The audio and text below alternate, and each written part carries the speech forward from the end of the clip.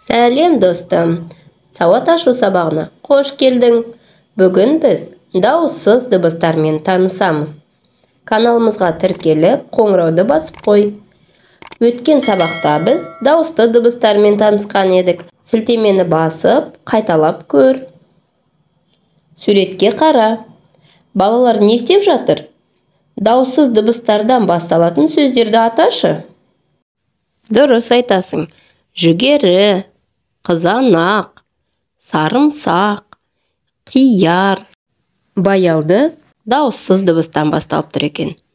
Яғни балалар, дауысты дыбысты біз деміміз таусылғанша созып, әндетіп, кедергісіз айталатын болсақ, ал дауыссыз дыбысты айту барысында дыбыс тісіміздің, тіліміздің немесе ерніміздің қатысымен кедергіге ұшырап шығады.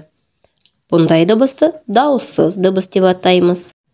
Келесі тапсырмаға назар аударайық. Дауыссыз дыбыстардан басталатын заттарды көк түспен белгіле. Қане бірге тексерейік. Қызанақ, қызанақ. Қияр, қияр.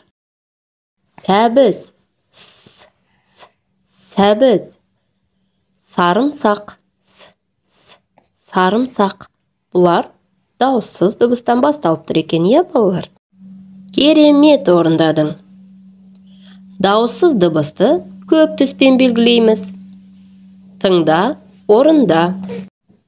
Саусағымыз айқасып, жеңемін деп шайқасып. Бірін-бірі тартады, білекке сенім артады. Саусақтарымызды демалтып алсақ, сауат ашу кітабымыздың 23-ші бетіндегі нөмірі 4-ші тапсырманы орындайық. Нүктелермен үзік сызықтарды бастыр, жалғастыр.